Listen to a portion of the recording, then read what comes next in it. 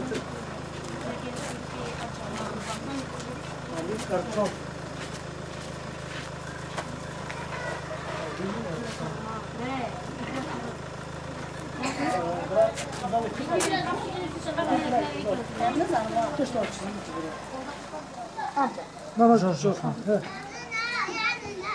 Tamam. Tamam. Tamam.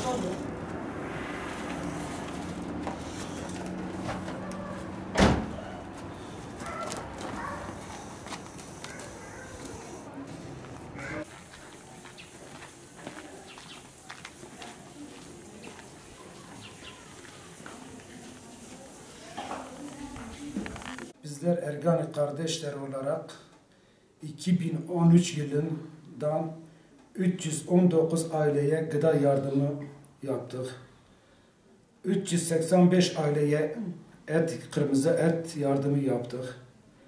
53 aileye un yardımı yaptık. 37 aileye bayram şekeri ve kolonya yardımında bulunduk. 41 aileye 223 çift ayakkabı, 9 aileye 4 ton odun, 2,5 ton kömür, onlarca aileye giyim yardımında bulunduk. Bu yardımda bulunduklarımızın ailelerin içerisinden 15 tanesi Suriye'den savaştan kaçıp ilçemize yerleşen aileler vardır. Bununla birlikte çeşitli kültürel faaliyetlerimiz olmuştur. Halen yardımlarımız 2014 yılında da inşallah devam etmektedir.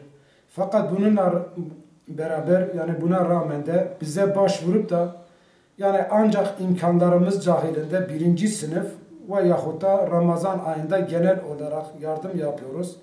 Fakat bazı imkansızlıklardan dolayı da yardıma muhtaç ailelere belki elimizin yetişmediği, imkanlarımızın olmadığı aileler de olmuştur. Bundan dolayı da hayırsever kardeşlerimizden bu konuda bize yardımcı olmalarını, gereken hassasiyetleri göstermelerini istiyoruz. Hakikaten de Resulullah sallallahu aleyhi ve sellem komşusu aç iken tok yatan bizden değildir. Hadis-i şerifi dikkate alarak biraz daha duyarlı olmalarını, bu konuda birbirimize yardımcı olmalarını, inşallah dünya ve ahiret saadetimiz için daha faydalı olacağını, çünkü dünya bir imtihan vesilesidir. Fakirlik de zenginlik de bir imtihandır. Allah-u Teala kimimizi zenginlikle, kimimizi de fakirlikle imtihanla tabi tutmuştur.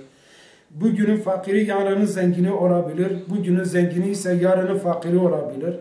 Çünkü veren Allah'tır, alan O'dur. Ondan dolayı da hassasiyet göstermeleri kardeşlerimizden, özellikle varlıklı kardeşlerimizden hassasiyet sahibi olmaları, hayır ve hasanatlarını bizim vasıtamızla fakirlere ulaştırmasından inşallah Allah-u Teala yapacakları yardımları bundan sonra da bizlere de düşen görevi hassasiyetle, itinayla yapacağımıza kimsenin şüphesi olmasın.